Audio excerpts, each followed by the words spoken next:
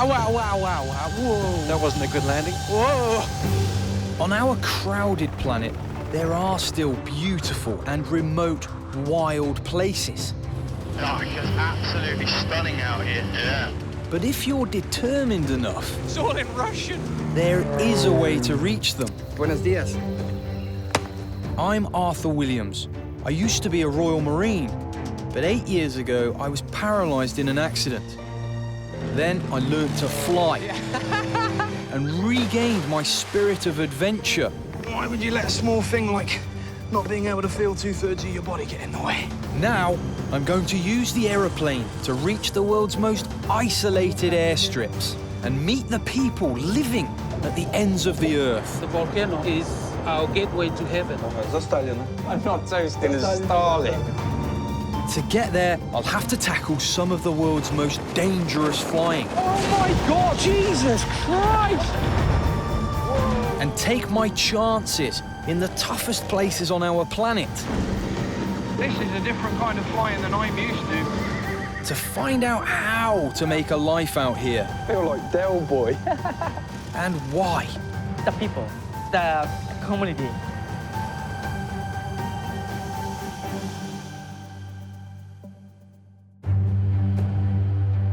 This time, I'm in Peru, the South American country 5 times the size of Britain. I'm going to fly where few outsiders go, traveling deeper and deeper into this amazing country. Wow.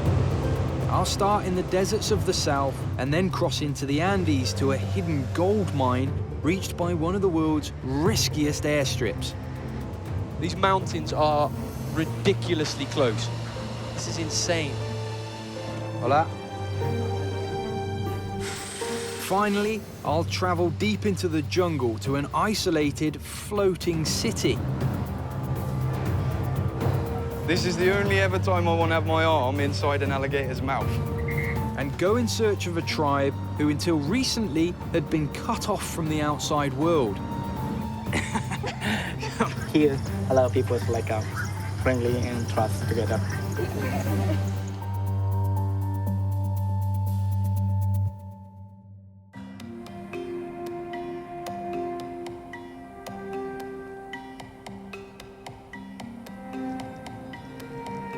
My journey begins in the far south of Peru, in a small town called Nazca. Tens of thousands of people come from all over the world to this little airstrip every year to understand a mystery found deep in the desert. The best way to see it is from the air, in small planes flown by specialist pilots. But it doesn't come without danger.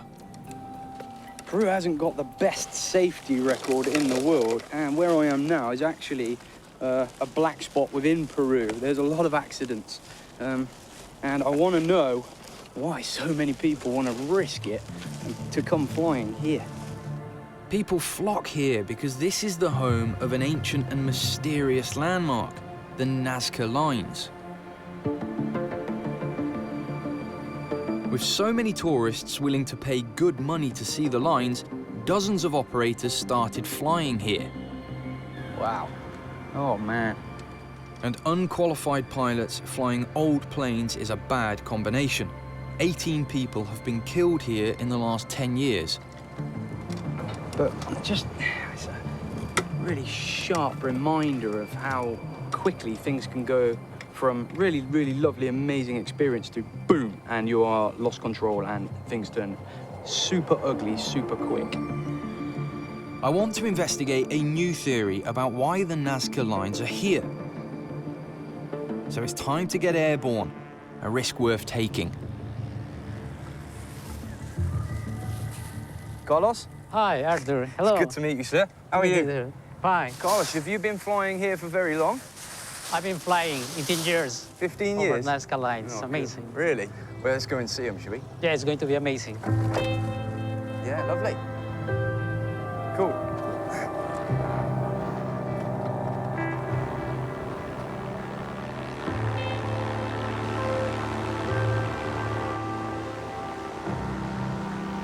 From the airstrip, it's a quick hop over Nazca to the desert beyond.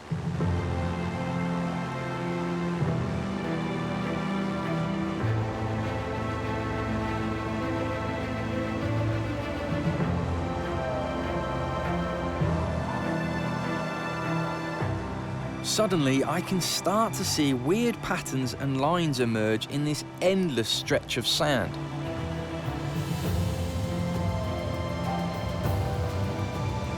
Well, there's a little parrot down here or something. That one looks like a little bird. Wow.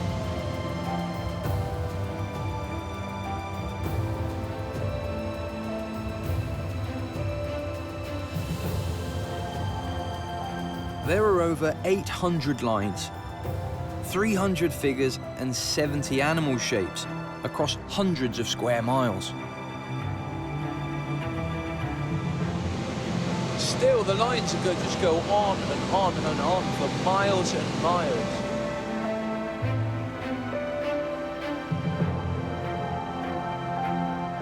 One of the most famous sand etchings comes into view. Oh, the spaceman, look there. Oh, yeah. Here, there's like a very primitive little, well, it looks like an astronaut. It's just been carved into the side of the mountain there. Because I remember reading about the Nazca lines when I was a very, very young boy. Yeah. And one of the most vivid memories I've got is reading this book and looking at these lines in the desert and thinking that they were put there by aliens. Yeah, at the beginning, the people, they're colleagues thought that were made by aliens.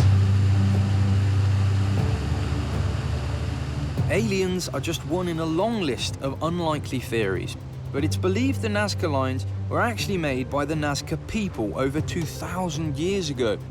It's an astonishing feat.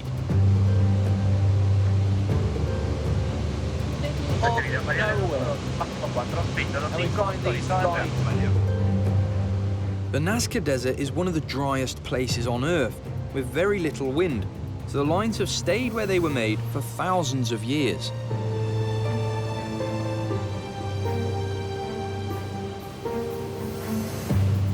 It's almost like they're compass points. It's like they're ancient signposts just pointing the way.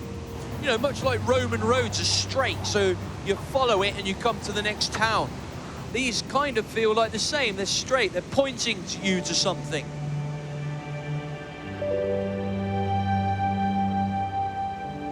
It's time to get back down on the ground to find out more about what these lines might mean.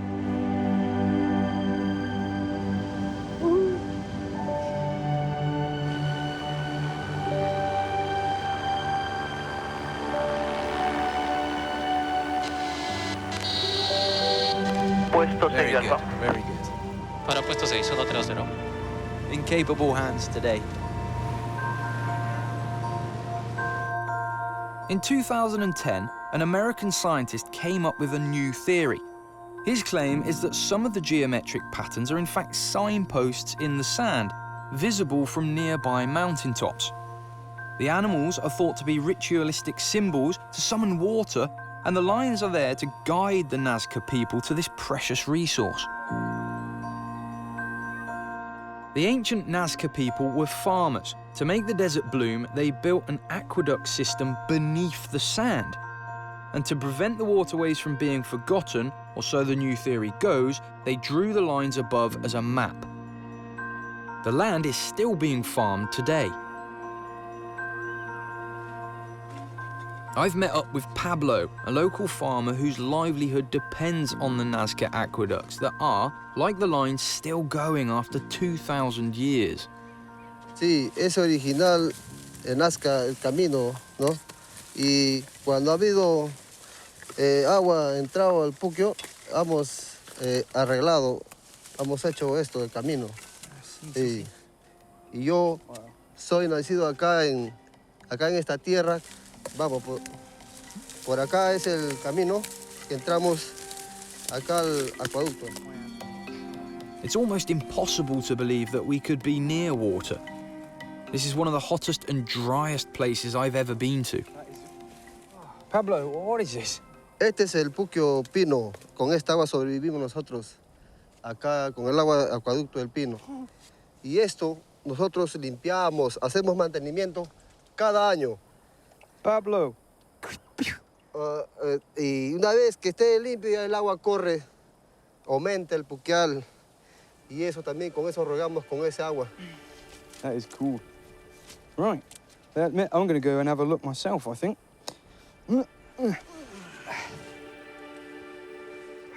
It's arrow straight, half submerged, half open, and you can see the light which comes presumably from the opening at the other aqueduct.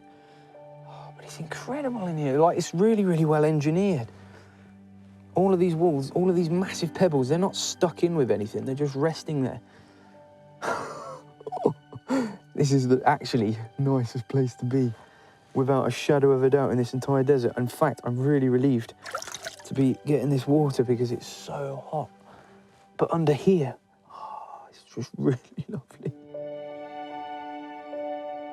By tapping into the water table, the Nazcans created over 40 aqueducts that still help their descendants achieve the impossible, to farm in the desert.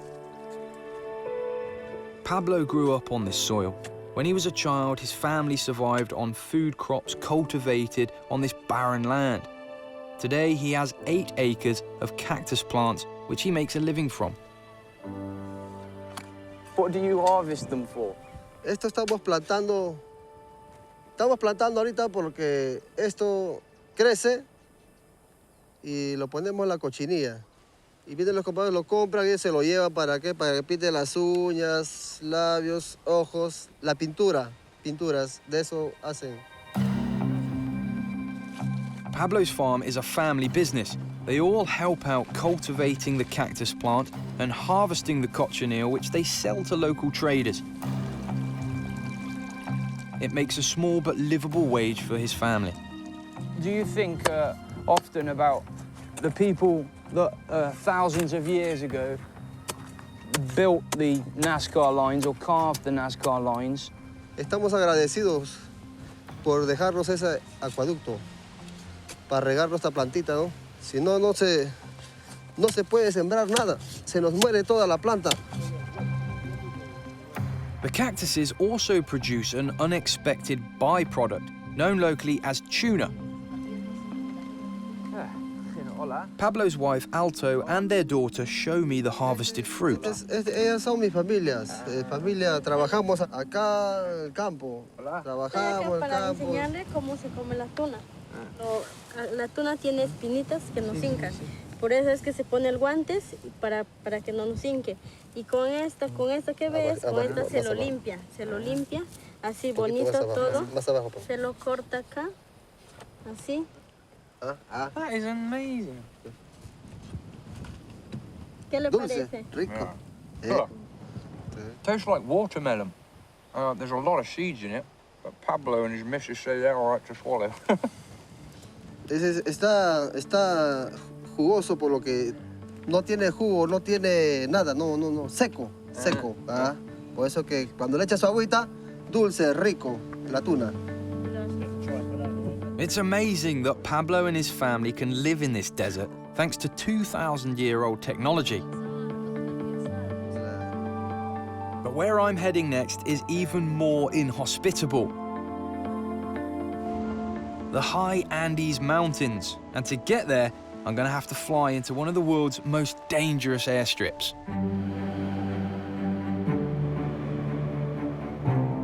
I'm leaving the southern desert lands of Nazca and heading north up the coast, traveling 800 miles to the mountain village of Chaquicocha, over 4,000 feet up in the Andes. It used to take 24 hours to get there by road from Lima, but now you can fly there if you can face one of the world's scariest landings. But for the people who built it, it's a risk worth taking. Luckily for me, experienced pilots Jose Gonzalez and Sebas Rodriguez have let me join them in the cockpit today. Chaquicocha is actually infamous the world over among pilots for being one of the most dangerous and difficult landing strips to get into. Why? It's actually such a dangerous flight to Chaquicocha that it takes 2 very experienced pilots with thousands of hours between them. They're trained specifically to land at this airstrip. So needless to say, I'm not behind the controls this time. So what is it about this canyon landing that makes it so dangerous? First of all, we are on the highlands of Peru. We are at an altitude of 4,500 feet between a canyon and a river. We have mountains that are very steep, and we have a lot of wind.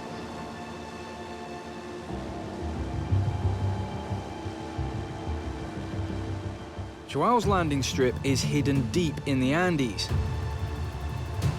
To get there, the pilots have to corkscrew their way down through a narrow canyon. It's exactly the type of risky and potentially dangerous flying that you'd normally try to avoid.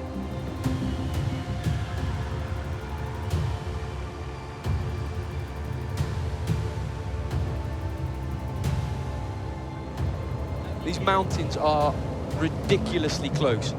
This is insane.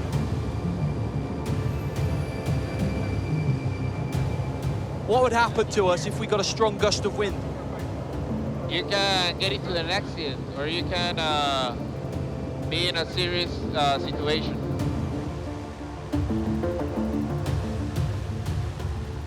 We need to be alert for each tip of the wing, not to be separate from the mountains. As you can see, they're very close. So that's how close do we get to the cliffside? 10 to 5 meters per each side. You must be out of your mind to land here. As if this approach wasn't hard enough already, the pilots here don't even use radar to help them navigate. We always use visual references to be on the center of the river and be good separated by the mountains. Then we see the cactus. At a cactus, we do a bank of 30 degrees and we land into the runway. So we're gonna, on this landing, we're gonna be looking out for a cactus. To line up for the landing, the pilots have to make a hair-raising 90-degree turn at the very last minute.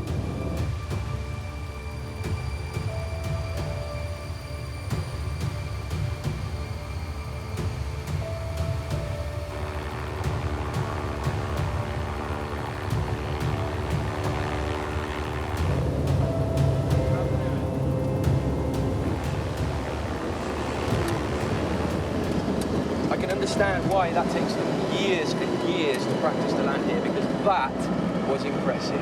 That was impressive. Oh.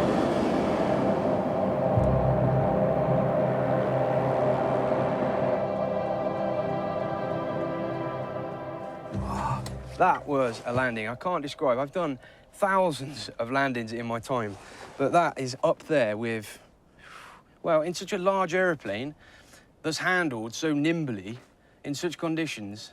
These pilots are brave. We're brave for getting on it in the first place. But we're here now, so let's find out a little bit about the place.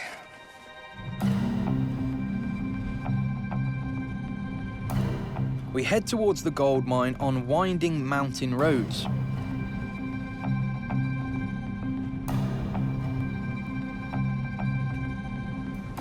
The last time we were at this kind of altitude, above the clouds, was in an aeroplane. Not a white van, winding our way up precarious tracks. The gold was discovered here over 30 years ago, and a giant mine has been operating here ever since. The mining company built the airstrip so the mine managers could fly in.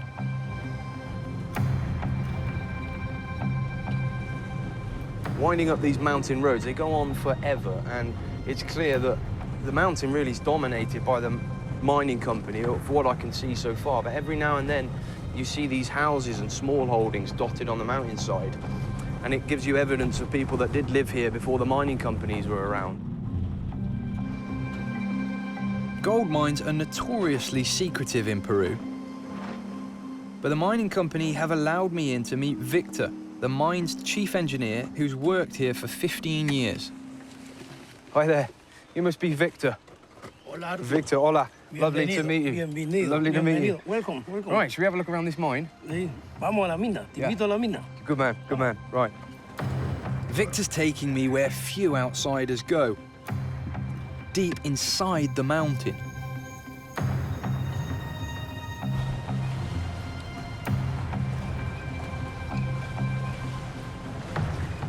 good job I'm not claustrophobic, because the walls in here are absolutely tiny and the ceiling isn't much higher either. And actually, as a contrast to outside, it's very cold in here. Peru is one of the largest gold producers in the world, making the country about $10 billion a year. The miners down here, are they employed from the local area or are they all flown in? No, acá en la empresa trabajan gente del lugar y gente de los alrededores, de todo el Perú, mitad a mitad. Sí, eso es, siempre. Aquí se trabaja 28 días seguidos y aquí en la mina, dentro de la mina, 9 horas por turno. Son 2 turnos por día. How much material do you have to mine out of here to make, say, a wedding ring of gold? Oh, depende de la ley, pero comúnmente tienes que sacar 1 tonelada de 10 gramos. 1 tonelada de 10 gramos para un anillo. 1 tonelada. Es bastante. In the past, this area was home to hill farmers living off the land. But the mine has transformed the place.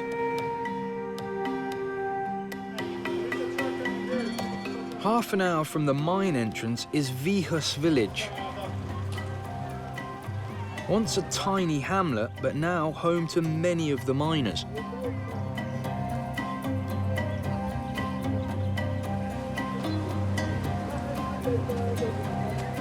It's not something you see on the back of a pickup every day. Inside those little crates, I was expecting to see chickens, but they're actually full of quite fat guinea pigs.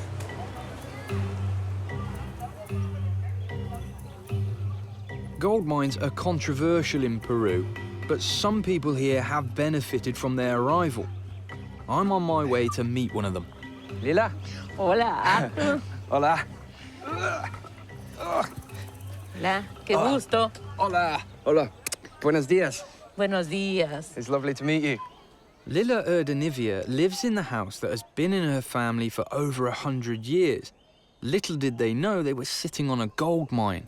Well, Lila, when the geologists found the gold, where was it? Al primer sitio que llega los ingenieros geólogos es a la zona de la Lima. Y la Lima era un terreno de la propiedad de propiedad de mi familia, ¿no? If they found gold on your land, did they strike any sort of deal? Un arreglo de, ¿no? Que se hizo entre mi familia y los ingenieros, ¿no? Is the village as a whole happy with the mine? Mira, Arthur, cuando yo era niña acá, nosotros no teníamos luz eléctrica, sino siempre vivir preocupados. ¿Por qué? Porque teníamos temor, por decirte, de repente enfermarnos y poder salir pues a una ciudad la más cercana, ¿no? Donde podíamos encontrar un médico. Ahora tenemos carretera, tenemos el vuelo y tenemos las camionetas y cualquier cosa, que eso para nosotros pues nos ayuda como te digo, en casos de enfermedades. Today, Lila still manages the family's farm. Todo esto es cerditos. Pigs. It's so lovely, huh? De la chacra de injertos, de frutales, mango, naranja, palto. Mine aside, what does it feel like to live in such a remote place? ¿No? Para ser feliz, disfrutar del campo, al aire libre, tener mis animales, tener mis chacras, mis árboles, comer mis cosas naturales y todo, ¿no? Y yo, por eso es que te digo, soy feliz. For Lila, this remote life has brought undeniable benefits. But living close to nature means you're at its mercy. We've had a phone call from the pilot saying that the weather's closing in, and if we don't leave immediately, we're going to be stuck here.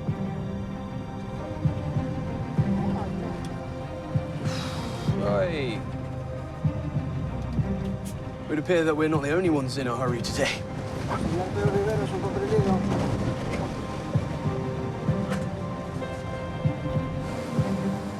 Luckily, we've made it to the plane before the weather changes.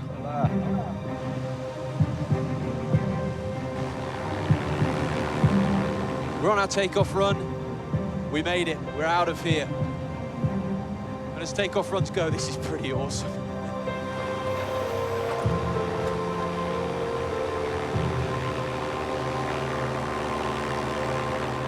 Next, I'm heading north, over the Andes and along the Amazon River to get to the world's largest city that cannot be reached by road.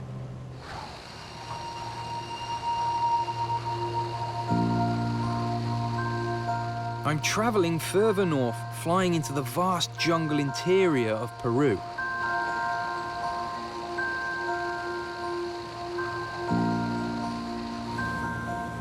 I'm excited to be taking the controls of a Cessna seaplane with my co-pilot Coco. We're following the Amazon River in search of a city that stands utterly alone in the middle of the jungle.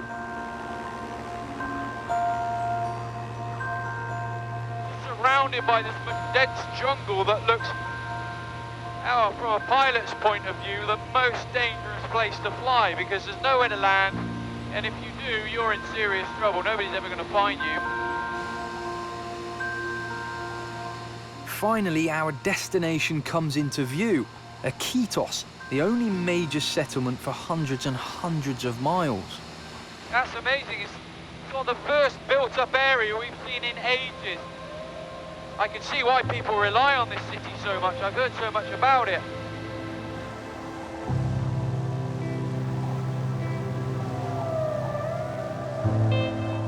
Known as the floating city, Iquitos grew out of the rubber industry that boomed here in the early 20th century. Today, Iquitos is home to nearly 500,000 people, but is still so isolated it's only reachable by boat. And of course, by plane. Oh, I can't wait to get on the ground and find out how a jungle city survives and lives day to day. It's the largest city in the world that cannot be reached by road. I am never going to forget this. Never. Light's good, speed's good, temperatures and pressures, fuel's fine. Yeah, throttle set.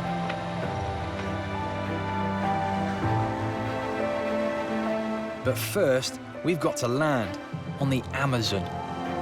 It's a chance to watch a master at work as Coco puts his 35 years experience of river landings into practice. Coco, all yours. Gracias, muchas. Or muchas gracias.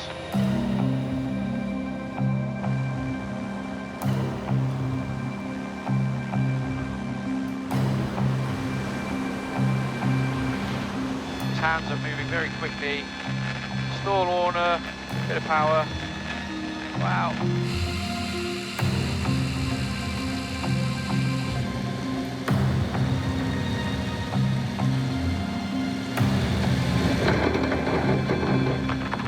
Wow. That was very smooth.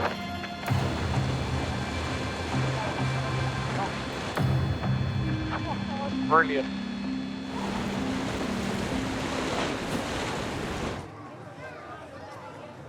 When the rubber industry perished, Iquitos became the trading port for the weird and wonderful products coming out of the Amazon jungle.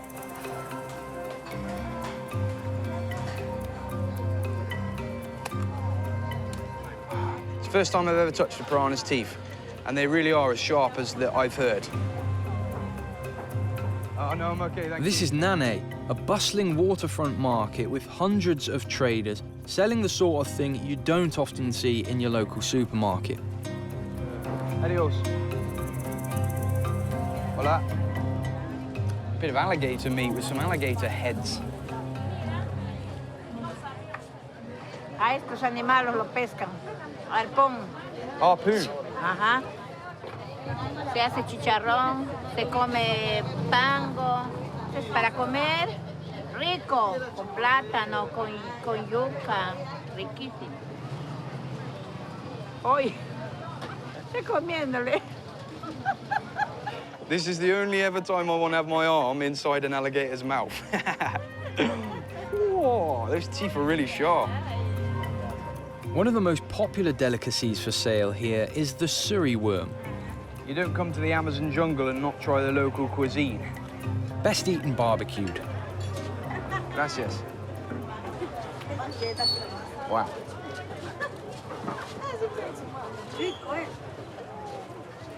They're good.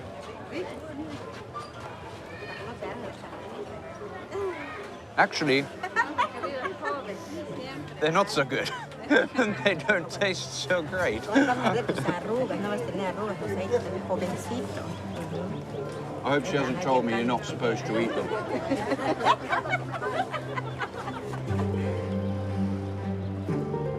I'm heading down from the market to the water's edge. Iquitos is a water world where life is dominated by the flow of the Amazon and its tributaries. Rainfall and meltwater pouring down from the Andes Mountains raises the river level by over 20 feet for months of the year. But I've heard the locals have found their own way to cope with these conditions. I'm meeting Freddie, who's offered to show me around. Freddie, it's good to meet you. It's good to meet you. Nice to meet you too. Good to meet you, mate. Nice to meet you, man. Right, so you're going to show me around? Sure, I can show you around. But I want to show you about Iquitos, my place. I'd like that very much.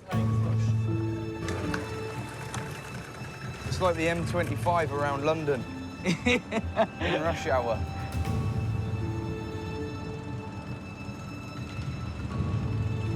I'm on the strip over there. Oh, wow. So literally on the banks of the river. You see a lot of houses stick. This is the floating houses. That's where I was living. They all float. Some houses is like staying in the ground. They're not floating.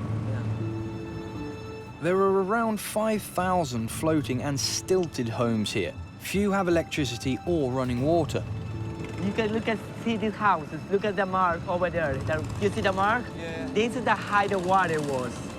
Oh my God. That was about last year.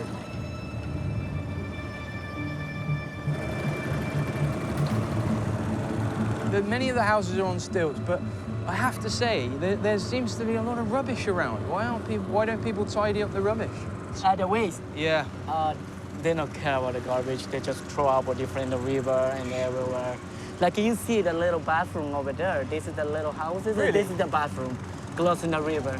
Here, I just drink the water. I usually swimming and clean my teeth from the same river. No way. Yes. Does it not make you ill?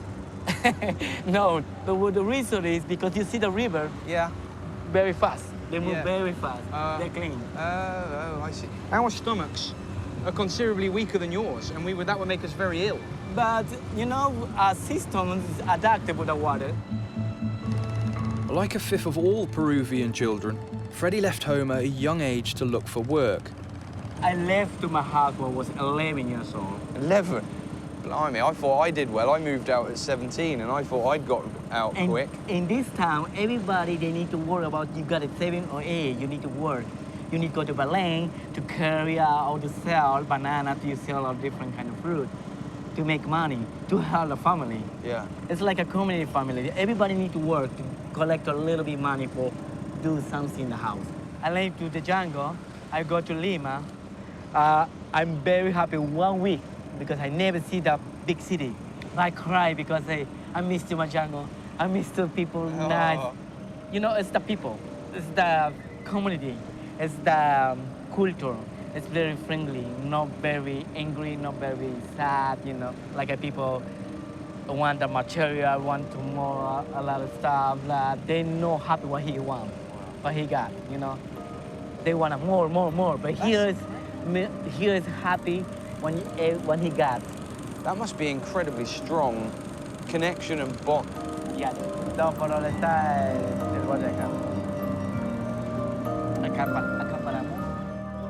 Freddie grew up here in the shanty town of Belen, one of the poorest districts in Iquitos and home to 75,000 people.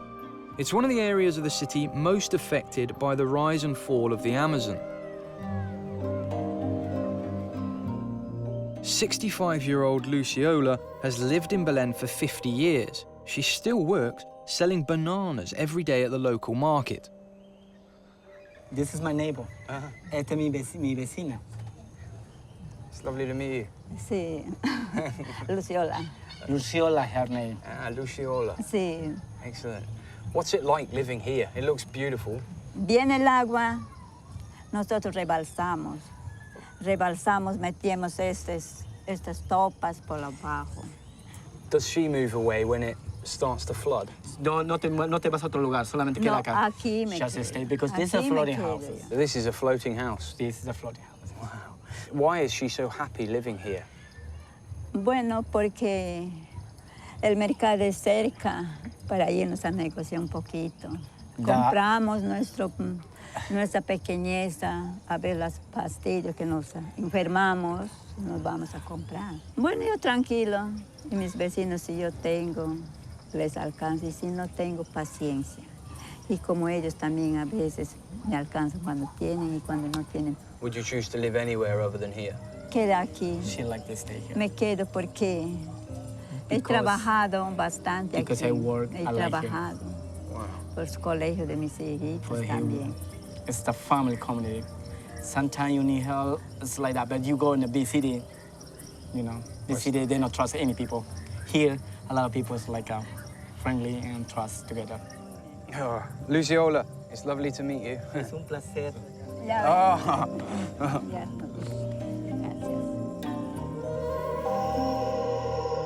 But if Iquitos seems remote, it's nothing compared to the place I'm heading next, to meet an Amazonian tribe that was totally cut off from the outside world. For the final part of my journey, I'm heading even deeper into the Amazon. I've been given special permission to visit the Matsis people. Hola, hola, hola. An indigenous community who only started to come into regular contact with the outside world in the 1960s.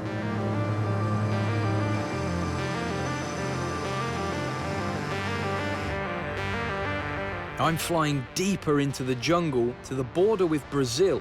I'll finish the final leg by boat, traveling up the Amazon River. Full power, start the takeoff run on water.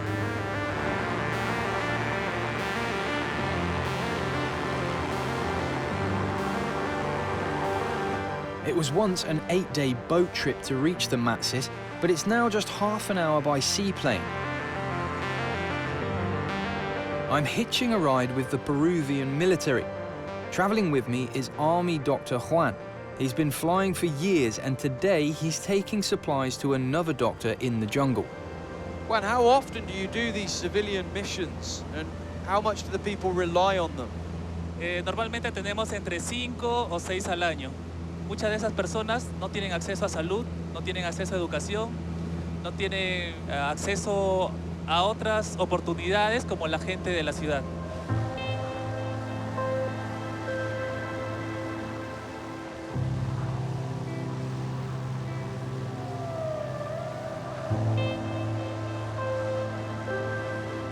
All you can see is just a sea of trees. I've never seen so many trees in my life. Juan, what's different about landing on the Amazon to landing anywhere else on water? El río Amazonas es el más grande del mundo, ¿no? Más caudaloso del mundo. Obviamente las corrientes son más fuertes.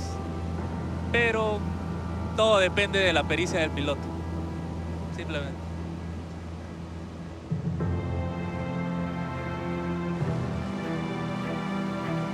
The Amazon River's really beautiful. It just seems to sort of snake and wind.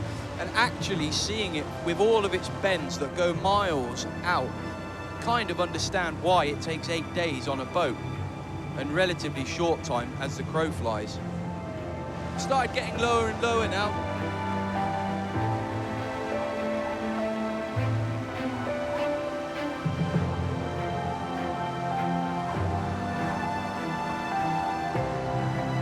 The seaplane's taken me to its last stop along the Amazon. I'm here to meet up with a doctor who lives in Colonia Angamos. The only way to reach the tribe from here is by boat. Dr. Jessica Tunjar does regular checks on tribe members for malaria. She's picking up some important supplies. Hey, hola Jessica, ¿cómo estás? Gusto tenerte por acá, capitán. ¿Qué tal? Aquí te traigo lo que me Jessica. pediste. Muchas gracias. Te presento a un amigo, Arthur. Sí, sí, sí. Hola. Perdón. It's lovely to meet you. Nice to meet you, Arthur. Contact with the tribe is limited to a few outsiders, but they have agreed to let us come with Dr. Jessica today. How long have you worked out here for, Jessica? Yo llegué acá, Angamos, hace 2 años. Cuando vine, solo venía por 3 meses. Me quedé, sigo acá, y no sé por cuánto tiempo más estaré acá. Even though many of the community have started wearing Western clothes and grown used to Dr. Jessica, they're still wary of strangers. Acá, las comunidades, las personas son muy amables. I just big smiles, and all will be fine. Miedo no, respeto sí. The Matsis have a troubled past. When rubber traders tried to take their land 100 years ago, they fled deeper into the jungle. After years of attacks and counterattacks, in the late 1960s, the Matsis finally let Westerners in. Missionaries helped the tribe reach a peace deal with the government, leading to limited contact with the outside world.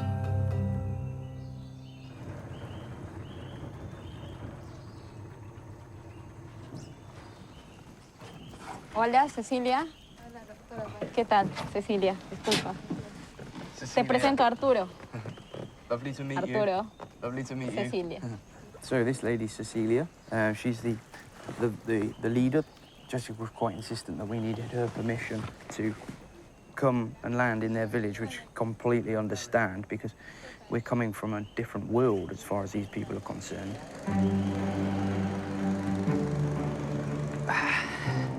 Ah.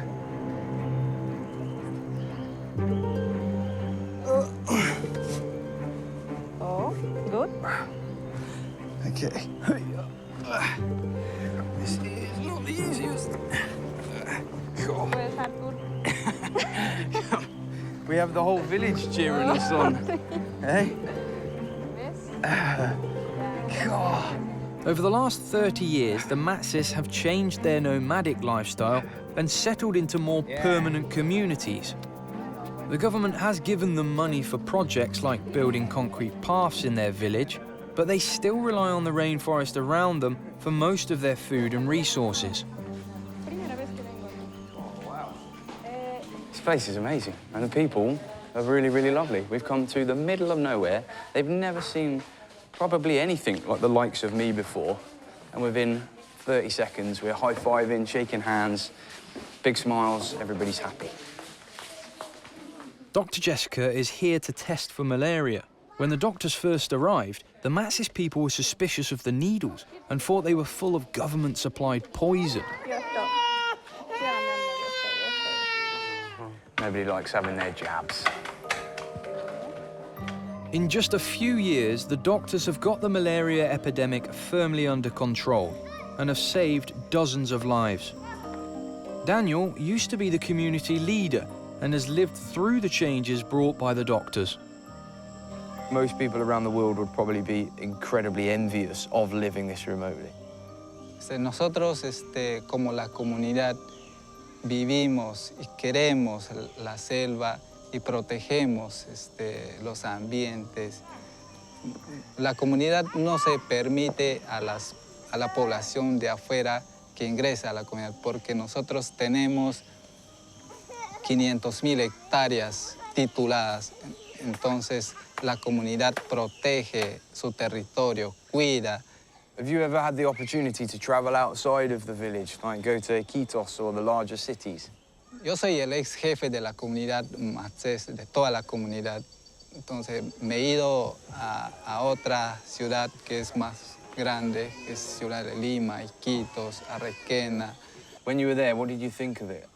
En dinero, las comidas, y todo eso. Entonces, en cambio, en la comunidad en que vivimos nosotros, cazamos los animales para consumir y sacamos los peces en el río sin la necesidad de buscar economía. But would you ever consider moving away from anywhere than here? No puedo abandonar a mi territorio porque he nacido he crecido y vivo en mi comunidad.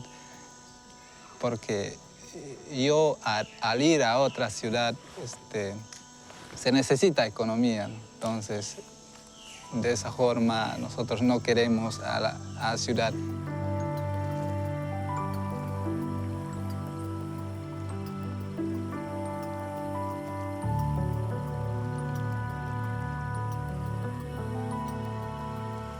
We are really in the back of beyond here. We're about as remote can be. You come further into the jungle here, and it's like the most stunning. It's so peaceful, the place is so clean and meticulously well kept. And just look at that. You know, the sun's just setting.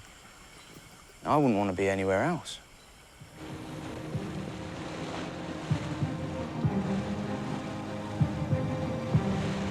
I've only been allowed to stay for a day with the Matsis, and my time is up. They protect their independence fiercely, but with good reason. Peru's incredible landscapes bring isolation for many, but with that comes a real sense of community and pride.